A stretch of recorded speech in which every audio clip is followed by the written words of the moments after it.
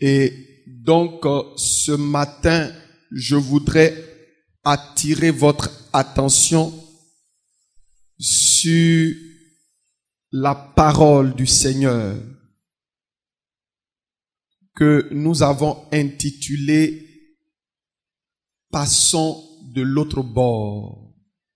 Dis à ton frère « Passons de l'autre bord ».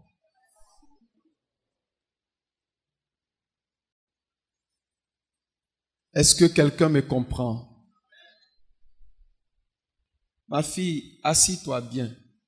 Le sommeil risque de te prendre. Regarde ton frère, dis-lui, passons de l'autre bord. Et demande-lui, est-ce que tu comprends cette parole?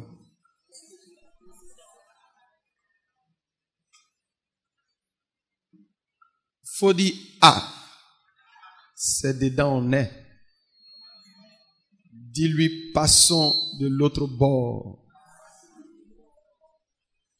Bien-aimés frères, passez de l'autre bord ou passe à l'autre bord. Allez de l'autre côté de la rive. Allez de l'autre côté. Alléluia. Nous allons ouvrir notre Bible dans Marc, le chapitre 13. Nous allons lire le verset 35 à 41. Nous allons voir 3 points importants qu'il nous faut nécessairement avoir avant de passer à l'autre bord ou de l'autre côté de la rive. Il sera impossible pour toi de passer d'un bord à un autre, d'un point A à un point B, si tu ne comprends pas ce matin les raisons pour lesquelles ou les points pour lesquels il te faut passer de l'autre bord. Il y en a qui se plaisent dans leur situation. Ils sont pour eux dans une zone de confort. C'est-à-dire que quand ils travaillent, ils pensent que le travail qu'ils ont est assez suffisant. Mais quand tu sors et que tu vas dans d'autres cieux, tu vois que celui que tu considères comme travail, en réalité, il est pauvre par rapport à l'autre. Que son travail même ne signifie rien. Et donc, pour toi qui travailles ce matin, Dieu t'invite à passer de l'autre bord. Si tu étais une commerçante, un commerçant, que tu faisais 10 000 francs de bénéfice, passer à l'autre bord devient 20 000. Si tu avais 20 000, passer à l'autre bord devient 40 000. C'est toujours une multiplication, c'est toujours un changement d'état, de situation, de conditions. Tu ne peux pas passer à l'autre bord et rester la même personne. C'est que rien n'a changé. Ah, faut dire ah. Passons à l'autre bord. Lis-nous le passage, s'il te plaît. Josué, vas-y, tu as pris? Non. Marc 4, Marc chapitre 4.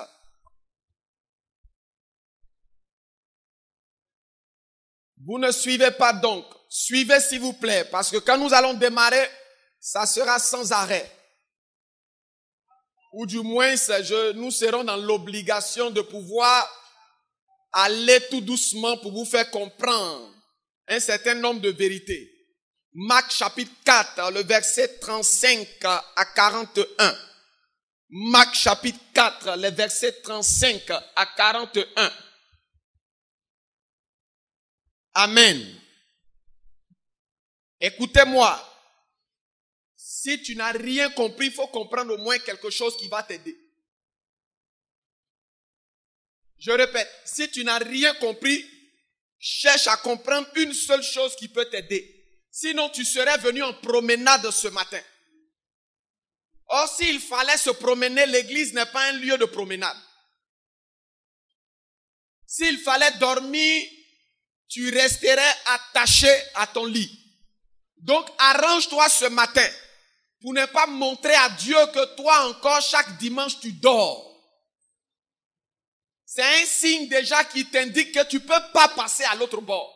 Parce que celui qui est engagé à passer de l'autre côté de la rive, il est en mouvement, il est en action. Allons-y, vas-y rapidement. Marc 4, verset 35. Marc 4, verset 35. Ce même jour, Alors, Jésus-Christ de Nazareth était au bord du lac Tibériade, en Galilée. C'était une scène réelle, ce n'est pas une imagination. C'est une histoire vraie. Le lac de Tibériade existe jusqu'en ce jour en Israël. Alors Jésus-Christ de Nazareth était au bord de ce lac en compagnie de ses disciples. Et la Bible dit le même jour, en ce jour, vas-y. sur le soir, Vas-y vite. Jésus leur dit, Reprends, en ce jour. ce même jour, Sur le soir, Jésus leur dit, Jésus leur dit, passons à l'autre bord. il dit, passons à l'autre bord. Après avoir renvoyé la foule, Il l'emmenait dans la barque. Il quoi? Il l'emmenait dans la barque emmenait dans la barque Jésus-Christ. où il se trouvait. Où il se trouvait. Il y avait aussi d'autres barques avec lui. Et soulignez que il n'y avait pas que la seule barque dans laquelle Jésus était monté. Il y avait plusieurs autres barques. Amen. Reprends s'il te plaît la lecture pour que le peuple de Dieu suive. Ce même jour, si tu ne comprends pas déjà l'histoire, tu ne peux pas savoir où nous sommes en train de partir. Donc il faut faire l'effort pour savoir, on parle de quoi? Qu'est-ce que Jésus a fait? Et quelle leçon de sagesse le Seigneur me donne à partir de ce qu'il a fait? Quelle vérité que je peux attraper pour ma vie de chaque jour qui va changer ma situation et changer un problème dans ma vie. Reprends Marc chapitre 5 à partir du verset 35. Ce même jour, sur le soir, Jésus leur dit, passons à l'autre bord. Et Jésus dit, passons à l'autre bord. Après avoir envoyé la foule, il l'emmenait dans la barque où il se trouvait. Il y avait aussi d'autres barques avec lui. Vas-y. Il se leva un grand tourbillon. Et un vent très violent. Alléluia. Amen. Il se leva un grand vent. Un vent violent. Et les flots se jetaient dans la barque. Et quand ce vent s'est mis à souffler, il soulevait les eaux de ce lac, ce grand lac, et ça frappait la barque ou la pirogue, si tu veux. Imaginez-vous un vent, et on précise, c'est quel genre de vent? Ce n'est pas le vent du ventilateur qui est en train de souffler et qui semble attirer le sommeil sur toi, non. Un vent violent qui soulève tout sur son passage, même l'eau. Et imaginez-vous, je veux déjà fixer la scène dans ton esprit. Imaginez-vous, vous êtes dans une pirogue et il y a un vent qui vient, commence à balancer. D'abord, la pirogue même balance seule. Déjà, il y a un mouvement. Quels sont ceux qui sont déjà montés en pirogue? Levez bien les mains, s'il vous plaît. Ok. Ceux-là, ils comprennent mieux. Si tu n'es jamais monté, bon, même si tu as emprunté bateau-bus, vous ne voyez pas quand vous montez comment ça bouge. Au moins, bateau-bus, là, tu es encadré. Tu es encadré. Et des fauteuils un peu comme ce genre de chaise. Mais imagine, avec ce confort, ça bouge. Mais imaginez-vous, sans rien autour. Comment c'était difficile. Et on te dit, c'est un vent violent qui a commencé à souffler. Dis avec moi, vent violent. Vent violent. Vas-y. Et les flots se jetaient dans la barque. La Bible dit, les flots se jetaient dans la barque. Au point qu'elle se remplissait déjà. Et la barque était en train était sur le point de se remplir. C'est-à-dire que de chavirer. Ils allaient tous rentrer. Imaginez-vous. Si vous avez vraiment pris une pirogue, quand vous pagayez, et comme c'est fait de manière artisanale, il y a l'eau par endroit qui rentre. Donc il y a un qui a une petite boîte, il prend, et puis il pèse. Mais imaginez-vous, le vent arrive, il soulève l'eau. Même si vous êtes 10, vous ne pouvez pas vider l'eau. Quand c'est comme ça, ceux qui ne savent pas nager, ils cherchent à mourir avec quelqu'un. On dit, ils cherchent à quoi? Parce que le premier réflexe, il va t'attraper. Si tu ne fais pas attention, ton bras est lié, tu ne peux plus nager. Donc vous deux, ils vont venir dire à Yoka. Bien-aimés frères, c'était une scène réelle qui était en train de se produire. Et les disciples en compagnie du Maître Jésus-Christ, du Seigneur Jésus-Christ, étaient en train de vivre une scène au point où la barque se remplissait. Continue. Et lui, il dormait à la poupe. Faut dire Jésus dormait. Oh. Bien-aimés frères, l'attitude de Jésus montre quelqu'un qui ne semble même pas s'inquiéter.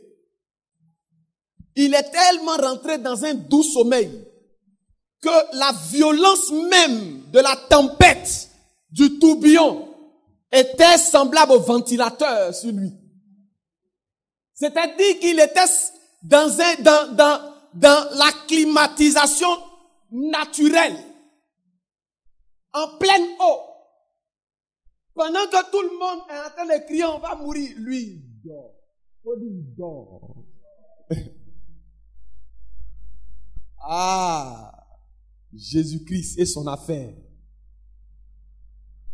Bien-aimé Christ en train de dormir, au milieu de toute une agitation, au milieu de toute une turbulence, au milieu de toute une situation désagréable, au milieu des trous, au milieu des perturbations.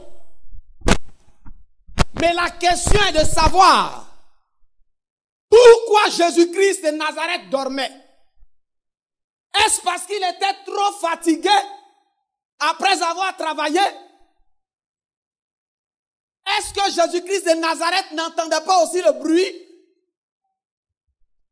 Ou Jésus-Christ avait été attaqué par un esprit d'assoupissement? Bien-aimés frères, pourquoi au milieu d'un si grand trou, et la Bible parle de vent violent, la Bible parle de tourbillon, selon ta version, on pourrait parler de tempête. Pourquoi aller sur le net et taper conséquences des tourbillons dans des villes ou dans des pays? Tapez seulement. Tourbillon. Vous allez voir ce que ça fait. Pour que tu aies une idée. Faut pas aller seulement sur le net pour chercher à lancer des messages de bisous, de nous sommes là. va pour t'instruire. Bien-aimés frères, c'était une situation réelle, en temps réel. Continue.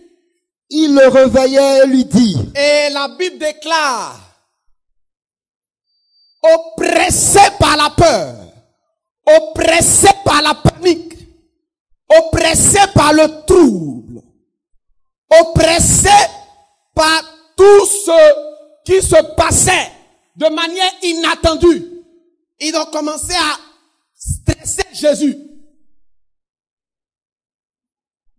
Je ne sais pas comment ils l'ont appelé ce jour-là, s'ils ont dit Seigneur Jésus-Christ, mais chacun peut imaginer.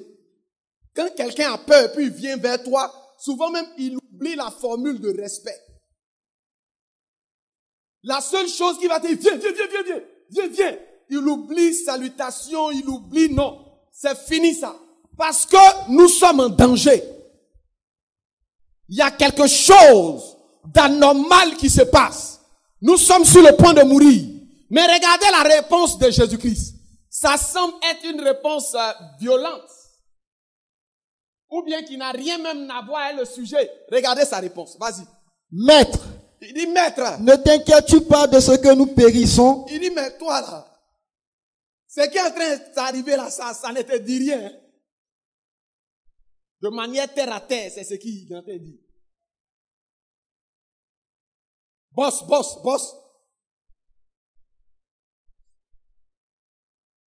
Situation qui arrive là, tu vois pas ça. Tu dors, boss. Regardez, quand quelqu'un qui a l'habitude de te servir, puis il dit boss, ça vous dit mon cher, arrête. C'est que tu as commencé là, faut arrêter. Mais il met un boss là-dessus, pour gens camouflés. Il dit, maître, ne t'inquiètes-tu pas? Tu n'as pas conscience. Tu n'as pas souci. Ça te dit rien. Ce qui arrive là, ce qu'on vit là, ça te dit rien. Toi, tu dors, tu es serein. Ou bien tu as fait des coups, tes esprits là, pour nous tuer. Bien-aimés frères, continue. S'étant réveillé. Ah, Jésus-Christ se réveille. J'imagine comment il s'est réveillé. Le maître s'est réveillé. Il menaça le vent. Alléluia. Il s'est même pas occupé des bêtises de l'autre. Quand il s'est réveillé, il a regardé. Il dit, vent, faut te calmer. Faut te calmer. Faut te calmer. Alléluia. Vas-y. Il menaça le vent et dit à la mer, silence. Il dit silence. Tais-toi. Il dit tête, arrête de parler. Tais-toi. Amen. Bien-aimés frères,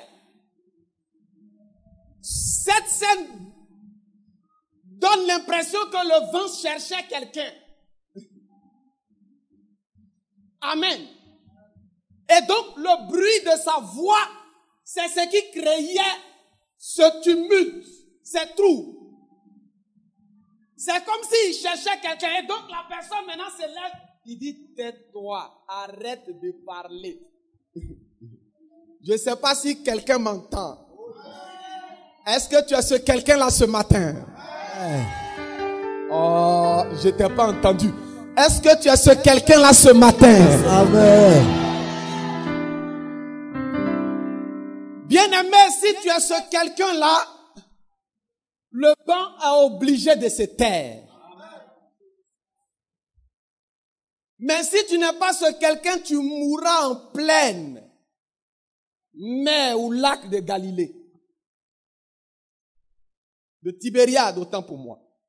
Continue. Et le vent cessa. Et la Bible dit le vent cessa. Et il y eut un grand calme. Et le silence a pris place. Puis il a dit. Et il a commencé à parler aux disciples.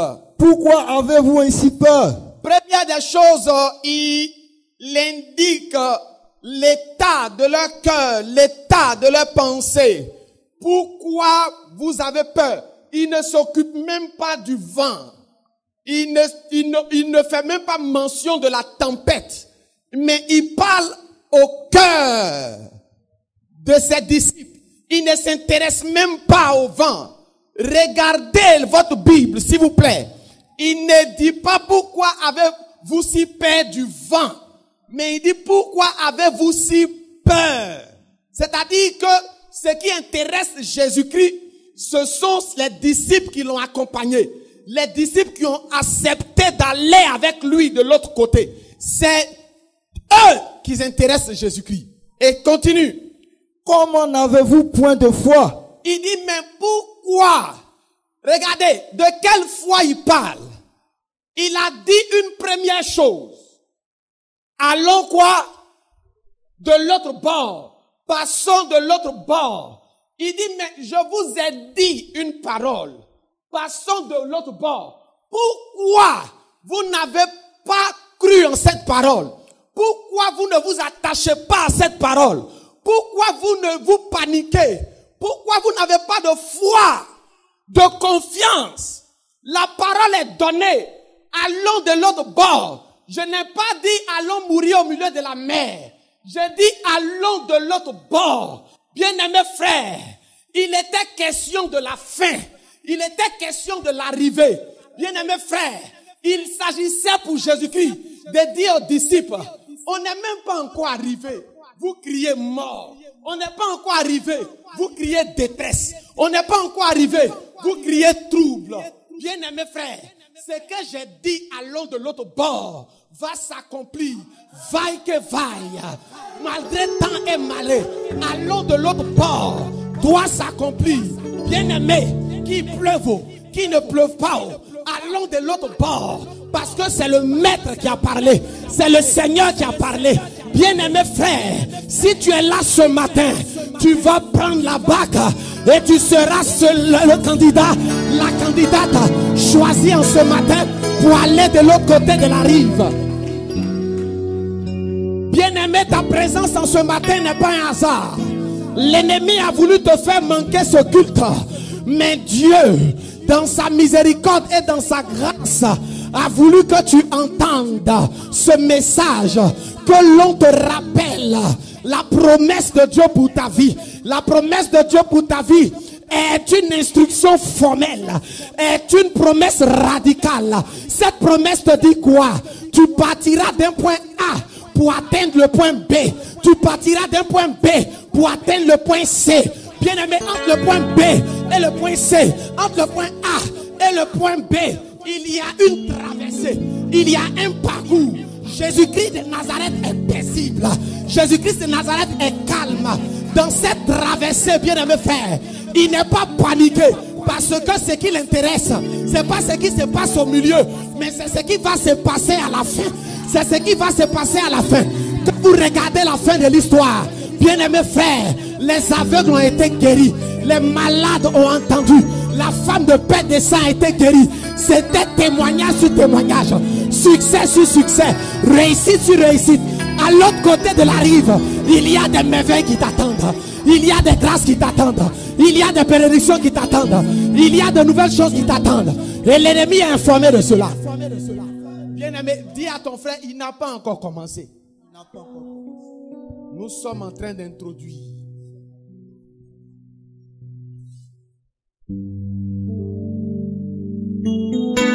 Bien-aimé, tu as fini? Termine.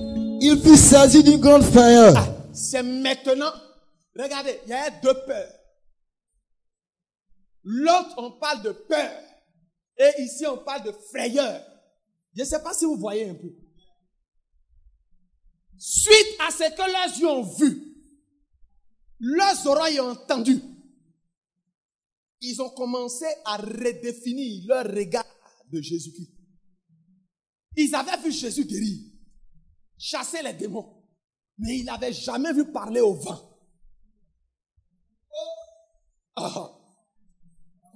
Faut dire ils n'ont jamais vu parler au vent.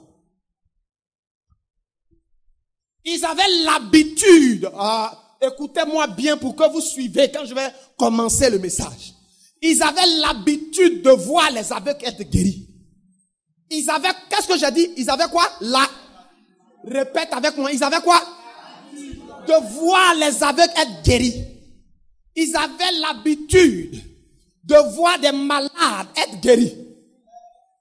Mais voir le vent à qui on dit tais-toi, c'était de nouvelles choses. C'était une nouvelle expérience. C'était un témoignage nouveau qui s'ajoutait à sa vie. Je veux dire à quelqu'un, il y a quelque chose de nouveau qui va s'ajouter à ta vie.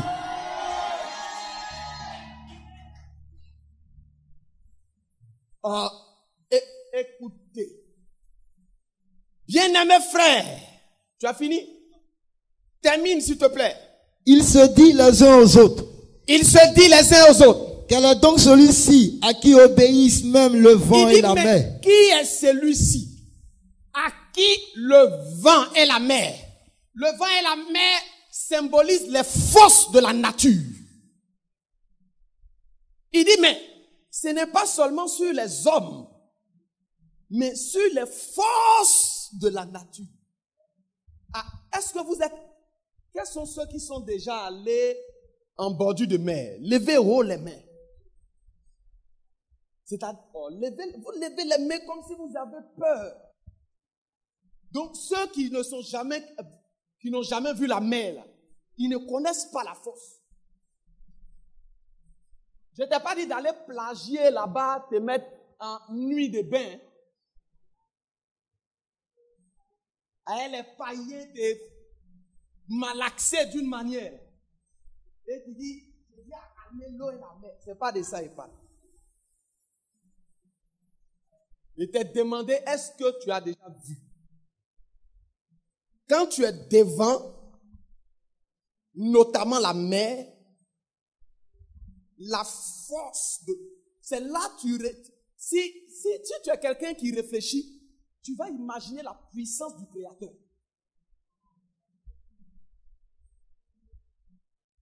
Parce que cette eau-là, tu as l'impression qu'il y a une présence dedans. Et par endroit, on met interdit. Parce que à tout moment, les vagues peuvent atteindre cette toiture. Et quand ça monte comme ça, là, si ça t'a pris, tu es parti de bon. Il y a des endroits de ces eaux, même des maîtres nageurs ne peuvent pas y arriver. Non. Ce sont des zones interdites. En pleine mer, si on veut encore parler de ça, il y a des zones où même les bateaux les plus puissants ne peuvent pas arriver. Parce que dans ces zones-là, on a l'impression comme s'il y a un tourbillon et il y a un trou. Les costauds bateaux que vous voyez au port, quand ça arrive là, ça rentre, on dirait ça. Ça fait peur. C'est l'une des grandes forces de la terre. C'est pourquoi la plupart des pays qui sont entourés d'eau, leur économie est basée. C'est une force. Il y a la terre, il y a l'eau. Mais il pose la question, à qui? Quel est cet homme qui peut parler à ces eaux? Et ils vont se calmer. Vous voyez, ils étaient au bord d'un lac. Nous n'allons pas rentrer dans ces détails, mais ils ne parlent pas seulement du lac, mais ils parlent de la mer. Parce que les grands vents quittent depuis la mer.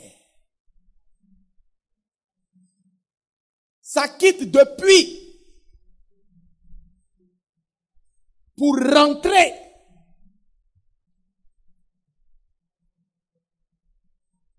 Vous ne voyez pas quand vous êtes même au bord, vous sentez un vent vraiment qui vous...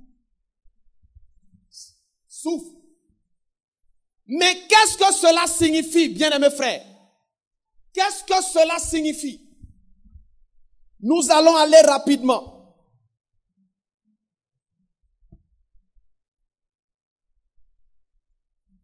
Voici Jésus-Christ qui donne des instructions.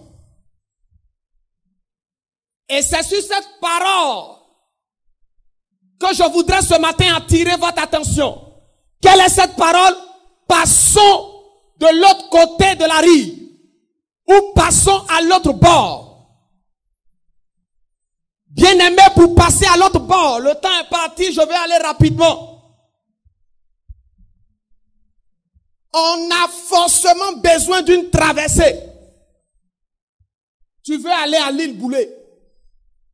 Quand tu te mets ici, là, tu vois, il y a la brousse derrière. C'est ça qu'on appelle l'île Boulay. Tu veux traverser. C'est ça qu'on appelle traverser le parcours que tu vas faire. Tu dois traverser quelque chose. Tu ne peux pas aller de l'autre côté là-bas sans passer par ça. C'est impossible. Quelle que soit la manière, il faut une traversée. Si tu es en avion, tu es en bateau, tu es en sous-marin, tu dois traverser.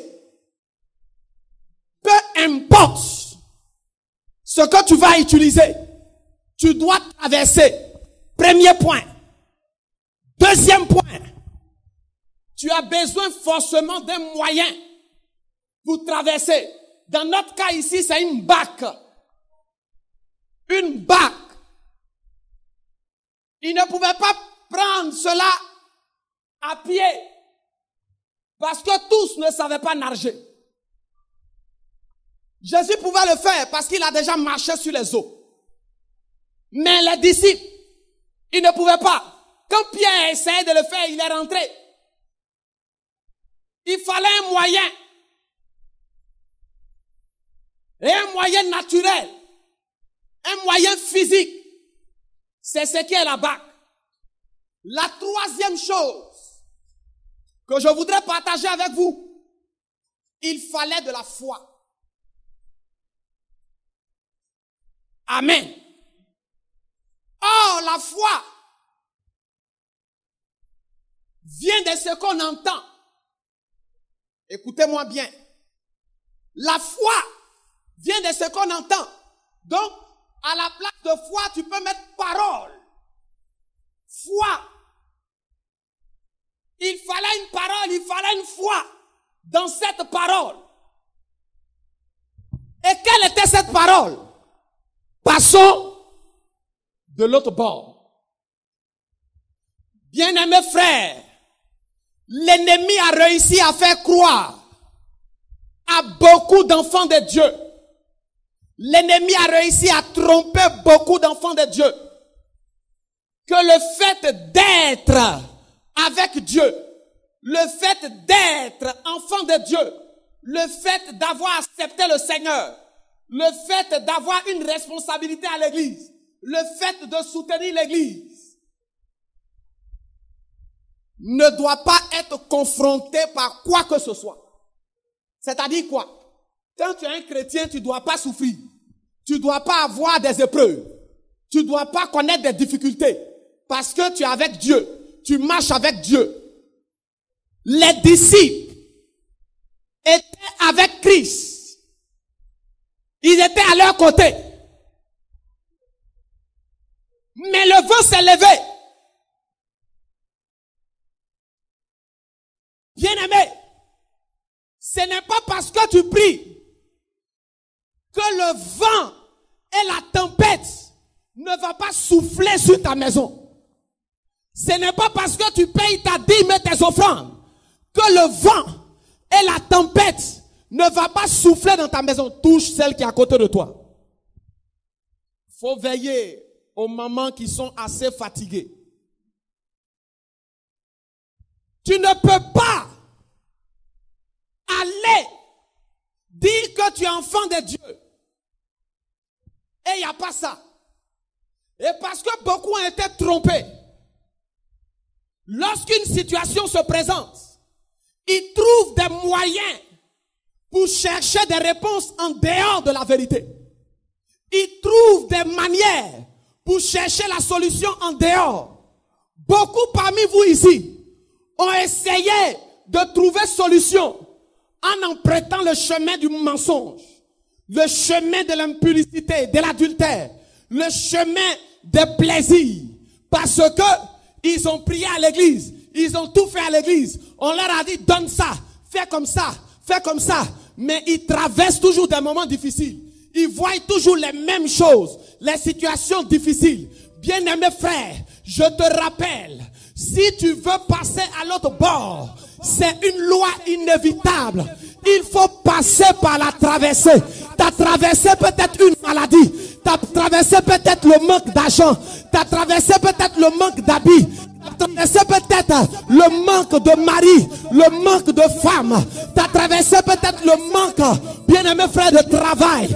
Il y a toujours une traversée, un rapport avec quelque chose dont tu as besoin, qui t'affecte, qui te trouble, qui te dérange, qui te met dans des situations désagréables, qui te déplaisent, au point où tu te demandes, est-ce que je suis au bon endroit? Est-ce que je suis avec la bonne personne? Est-ce que j'ai fait le bon choix? Écoute-moi, ce n'est pas une question de choix, ce n'est pas une question de la bonne personne, mais c'est une question de traversée, c'est une question de parcours. Tu ne peux pas être récompensé sans avoir atteint la limite de ce parcours. Il y a un parcours que Dieu te demande pour en faire de ta vie un témoignage, pour en faire de toi une source de bénédiction, pour en faire de toi un canal de bénédiction.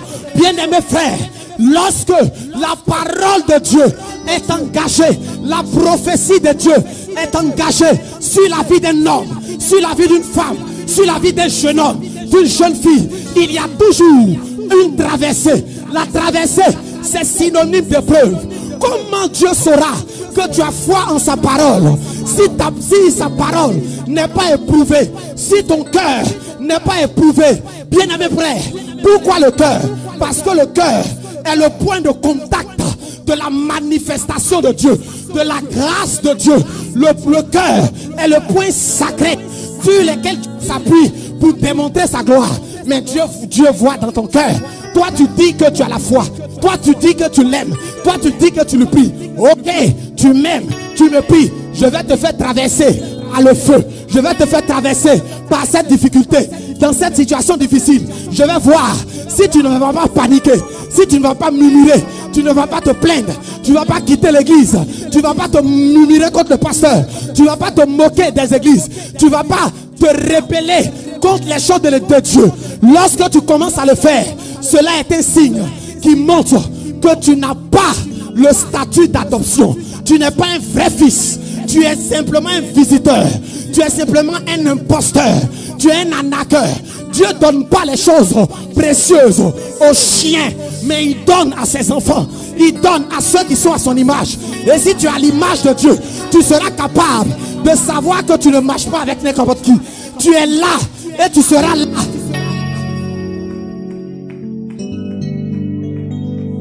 Vous continuez à murmurer, vous continuez à vous plaindre pour moustique qui te pique.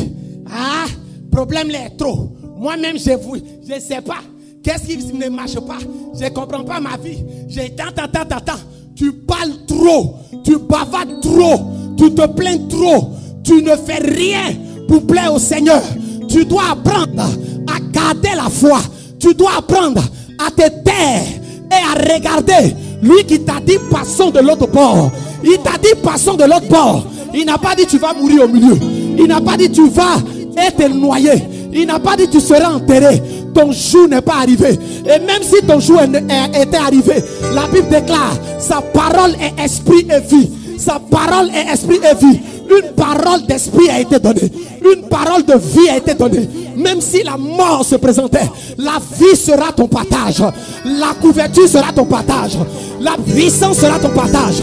L'autorité sera ton partage. Bien-aimé, retenez que toute bénédiction, toute grâce que Dieu veut donner, toute étape que tu dois franchir, toute croissance que tu dois avoir, passe par un processus. Depuis quand un enfant est né, il a grandi du coup.